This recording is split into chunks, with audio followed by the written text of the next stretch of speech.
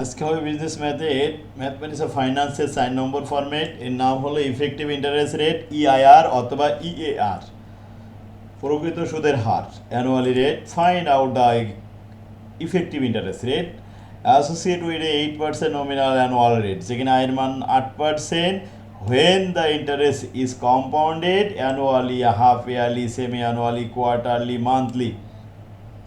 Compounded বছরে যত বেশি বার হবে রেট, সুদের হার তত বেশি বাড়তে থাকবে।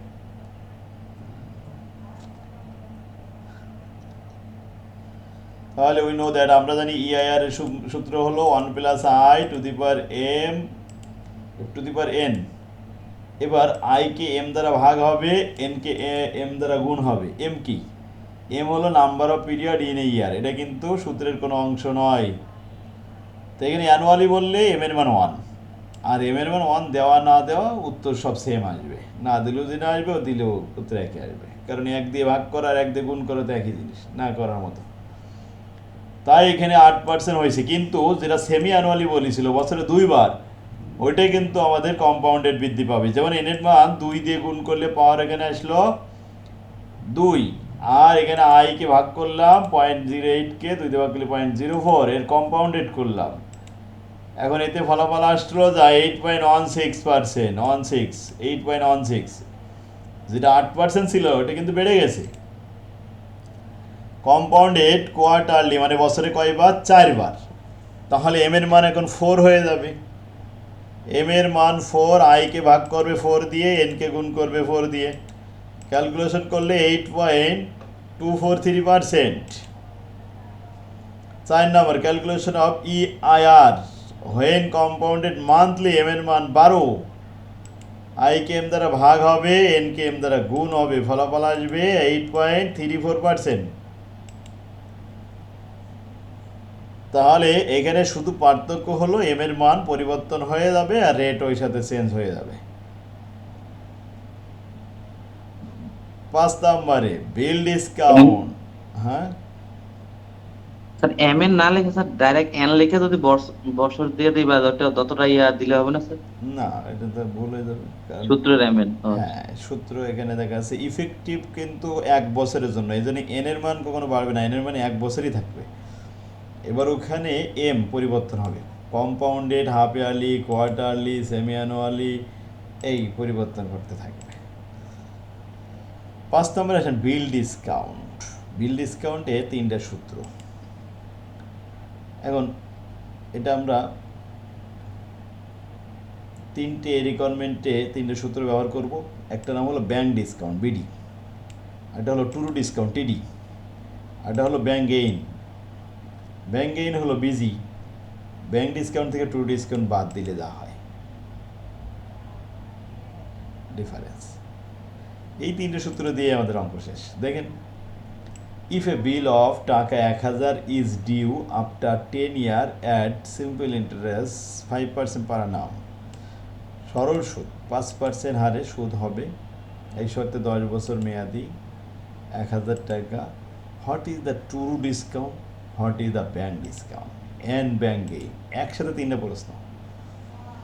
তাহলে আমরা যে সূত্র দেখেছি তাতে ব্যাংক ডিসকাউন্ট হলো AIN আর ট্রু ডিসকাউন্ট হলো PIN। এখন ফেস ভ্যালু যেটা লেখা আছে এটা হলো আমাদের এর মান, সুদ আসল মান, আর এখান থেকে ডিসকাউন্ট করে যেটা পাবো সেটা হবে পির মান।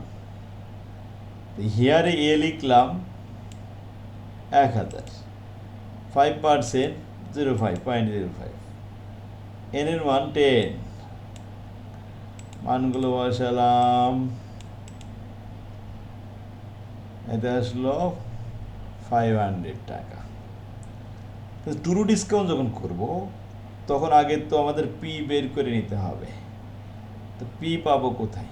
প্রিন্সিপাল, এটা আবার হিয়ারে ওয়ার্কিং করে নিয়েছি যে এ সমান পি প্লাস পিন। তাহলে এর মান যদি 1000 হয়, পির মান কত? পি এখানে দুটো ছিল তো এটা কমান নিয়েছি, নিলে পি কমান নিলে 1 প্লাস আইন, কমান নিয়ে এবার পির মান বের করলাম, প্রিন্সিপাল বেরোলো 666 টাকা 67 পয়সা। সুতরাং PIN 660 টাকা 67 পয়সা ইন্টু আইতে ইন্টারেস্ট রেট আর এন আছে 10 বছর, সব ক্যালকুলেশন করে 33 হয়।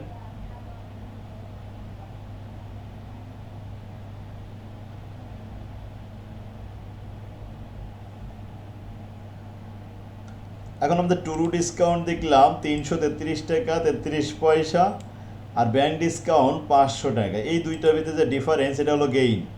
তো ব্যাংক ডিসকাউন্ট থেকে টুরু ডিসকাউন্ট বাদ দিলে গেইন থাকে 166 টাকা 67 পয়সা আনছে শেষ। বুঝতে পারছে? স্যার পি পি কমন নেওয়ার পরে এখানে স্যার হ্যাঁ, ঘটলো। পি কমান নিলে এখানে ওয়ান আসলো কী হবে, তাই না? যখন কমান নেওয়া হয় তখন পি কমান নিলে সূত্র হচ্ছে কি, পি দিয়ে পিকে ভাগ করে ফেলেন, তাহলে পি এককে পি ওয়ান হয়ে গেল, প্লাস এই প্লাস লিখলাম, এই পি আর এই পি কাটাকাটি হয়ে গেল, মনে করি ওয়ান হলো, ওয়ানের সাথে আইএন গুণ করি মানে ওয়ান দেখা যায় না, তো ওয়ান অদৃশ্য অবস্থায় আছে। কয়টা আইএন আছে? একটা আইএন আছে, তার মানে নেই, আইএনই থাকলো।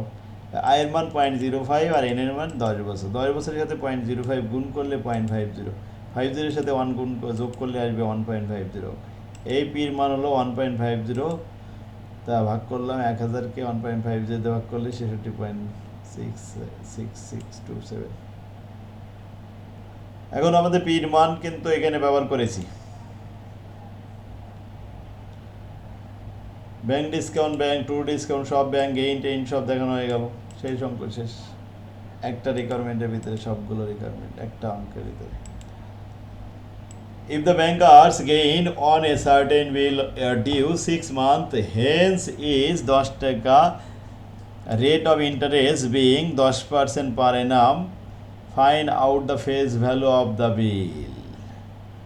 যেখানে পির মান 100 টাকা, আয়ের মান 10%, এনের মান 6/12 ভাগ করলে হাফ, এনের মান হাফ, এর মান হলো পি প্লাস পিন, পিন হলো 5 টাকা আর পি হলো প্রিন্সিপাল 100, তো 105 টাকা। তাহলে টুরু ডিসকাউন্ট আসছে আমাদের 105 টাকা, আর সরি টুরু ডিসকাউন্ট আসছে অনলি 5 টাকা, আর ওখানে দেওয়া ছিল ব্যাংক কত, ব্যাংক গেইন দেওয়া ছিল 10 টাকা। তাহলে AIN, এ তো face value 105 into I into N, calculation করলে 5 টাকা 25 পয়সা। এই দুইটার ভিতরে ডিফারেন্স 25 পয়সা, bank discount minus true discount. When bank gain 0.25 then value of bill 105 টাকা। হোয়েন ব্যাংক গেইন 1 টাকা দেন ভ্যালু অফ বিল 105কে 0.25 দেওয়া। হোয়েন ব্যাংক গেইন 10 টাকা দেন ভ্যালু অফ বিল, এবার গুণ করলাম দেখে যে 4200 টাকা অ্যানুয়াল আনসার।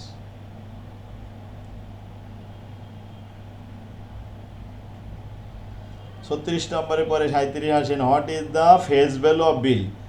বিলের ফেস ভ্যালু মানে এর মান বের করতে হবে। ডিসকাউন্ট যেখানে 5% পার অ্যানাম, 73 দিন মেয়াদি, earlier before the date of the maturity, the bankers gain আবার 10 টাকা। ব্যাংকার 10 টাকা গেইন করেছে 73 দিন ডিসকাউন্ট করায় 5%-এ, তাহলে আসলে ফেস ভ্যালু কত ছিল? ফেস ভ্যালু হচ্ছে এর মান। এখন এর মান বের করবো, আগে আমরা একটা মান ধরি, কি ধরবো? পির মান ধরবো। পির মান 100 টাকা ধরে নিলাম, আয়ের মান দেওয়া রয়েছে 5%, এনের মান এই ভাগ করে পেলাম, এর মান এই ক্যালকুলেশন করে 101, তাতে আমাদের ফলাফল আসছে যে টুরু ডিসকাউন্ট PIN এতে কত আসলো? 1 টাকা, আর ব্যাংক ডিসকাউন্ট AIN 101 টাকার সাথে গুণ করে হলো 100, এই যে 1 টাকা 01 পয়সা ব্যাংক গেইন। তাহলে অ্যাজ পার কন্ডিশন ব্যাংক গেইনের এই সূত্র অনুযায়ী মান বসালাম, ব্যাংক গেইন 0.01,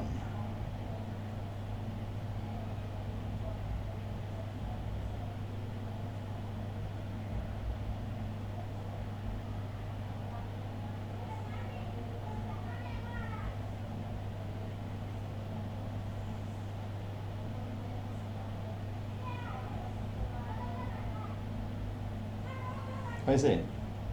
কত আসলো? 0.01। তাহলে ব্যাংক গেইন যখন 0.1 তখন তো ব্যাংকের ফেস ভ্যালু, বিলের ফেস ভ্যালু 105 টাকা। তো when bank gain 0.1 then value of bill 101 টাকা। এটা কিন্তু 1 টাকা ডিফারেন্স ছিল। হোয়েন ব্যাংক গেইন 1 টাকা দেন এত, হোয়েন ব্যাংক গেইন 10 টাকা দেন এত, ভ্যালু ছিল তখন 1,01,01 টাকা।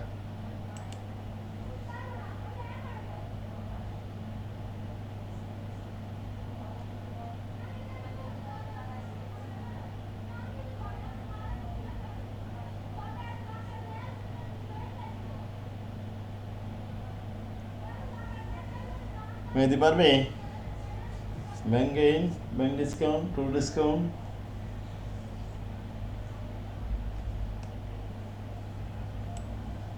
আটত্রিশ নম্বরে বিল ওয়াজ ড্রন অন 14 এপ্রিল 2000 সাল।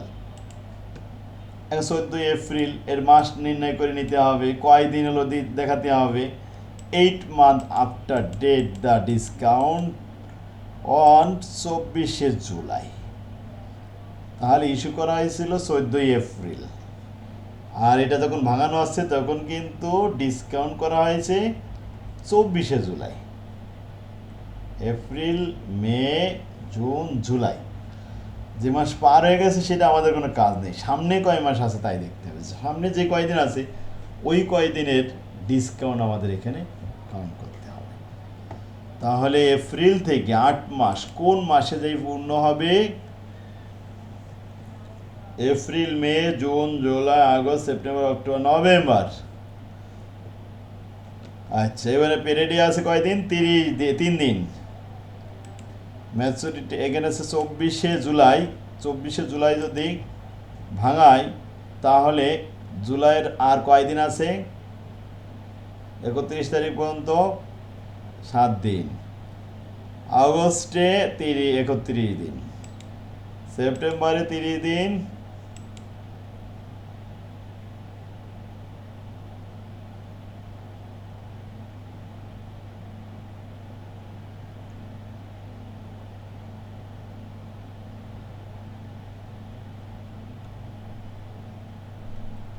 হয়েছে? তাহলে আমাদের কয়দিন হচ্ছে? জুলাই মাসে 24 তারিখ হলে জুলাই মাসে আর আছে 7 দিন। আগস্ট মাসে আছে 31 দিন, সেপ্টেম্বরে 30 দিন, অক্টোবরে 31 দিন, নভেম্বর 30 দিন, ডিসেম্বরে 14 তারিখে আমাদের মেয়াদ শেষ হবে। কিন্তু আরও 3 দিন পেরিয়ডে আছে, অনুগ্রহ দিবস। তো 14 3 17 দিন। এখন কয় দিন হয় মোট? 146 দিন পূর্বে ভাঙানো হয়েছে। পির মান, আয়ের মান, এনের মান লিখলাম, ক্যালকুলেশন করে যা পেলাম। প্রথমে পিন 2 টাকা, AIN 2.04,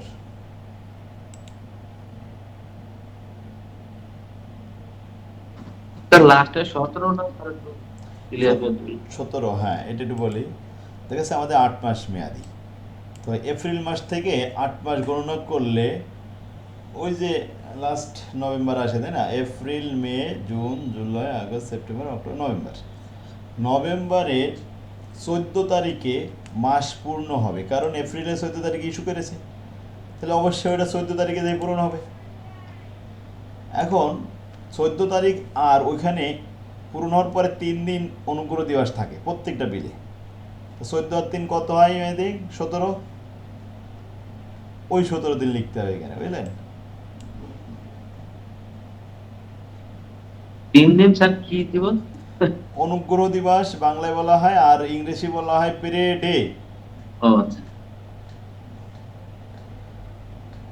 তো 146 দিন যদি এনের মান হয় 365 দিয়ে ভাগ করে পয়েন্ট আকারে বের করে দেখি যে 2 টাকা হয়েছে ট্রু ডিসকাউন্ট। আর ব্যাংক ডিসকাউন্ট 102 টাকার উপরে করে 2 টাকা 4 পয়সা হয়েছে।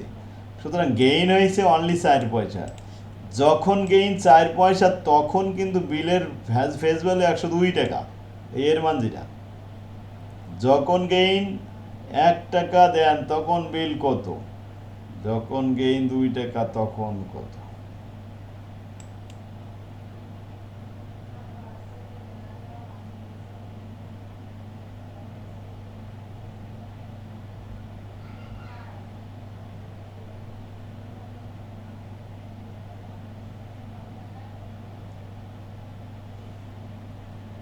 স্যার 360 দিয়ে ভাগ হবে না 365 sir?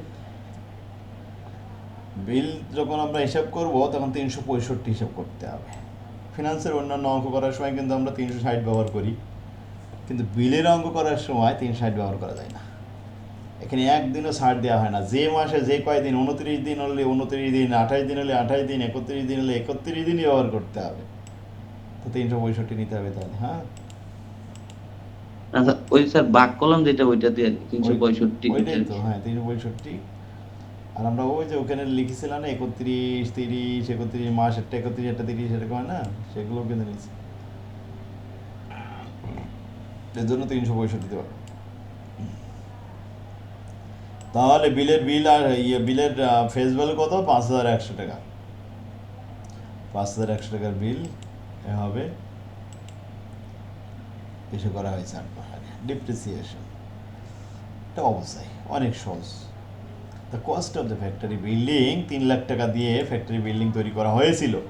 If the rate of the depreciation of the building is 3% and the present valuation is 60,000 টাকা, হাউ মেনি ইয়ার্স এগো the building was install?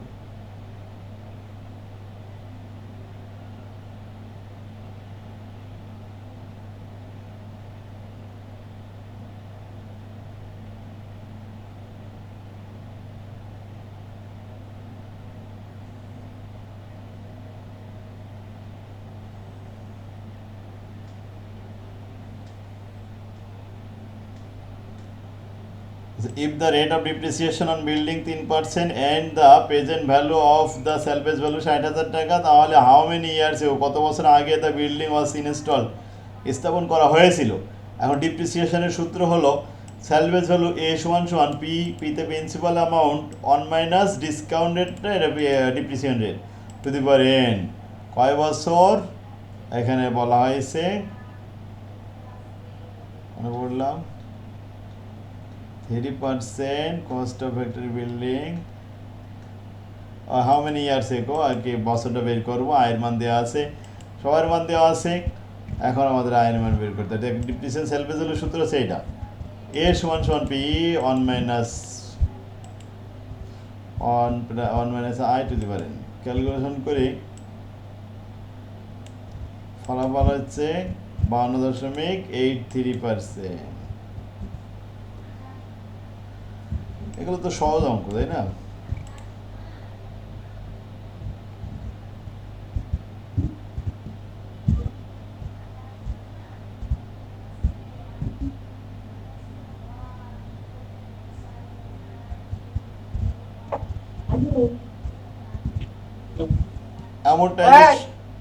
Amortisation পারবে?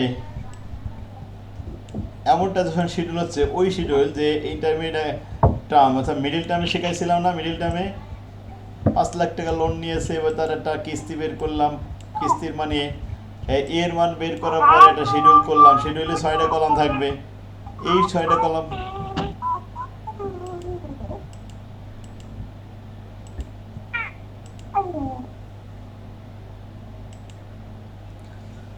লোন, এখানে প্রথমে ইয়ার, লোন এট বিগিনিং, লাস্ট লোন এট এন্ডিং, ইনস্টলমেন্ট, এটা প্রথমে instalment, তারপরে interest, তারপর principal payment. Sir অ্যামোর্টাইজেশনে কি মেথড দেওয়া থাকবে? হ্যাঁ, মেথড বলা থাকবে। এখানে দেখা যাচ্ছে payment of the balance payment method আর ক্যাপিটাল রিকভারি মেথড।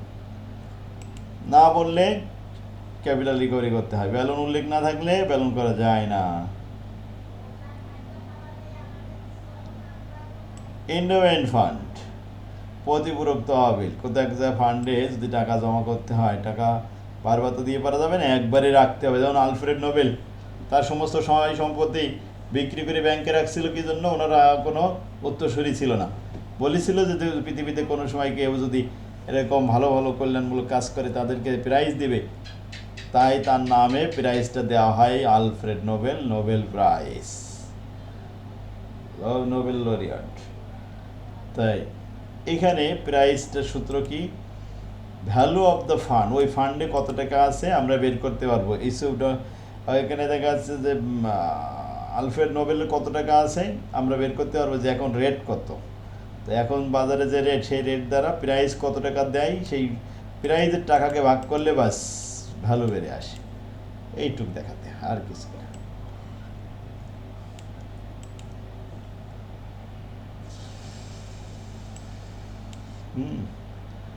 তাহলে টাইম ভ্যালু অফ মানির এই অঙ্কগুলো কমপ্লিট করে ফেলেন।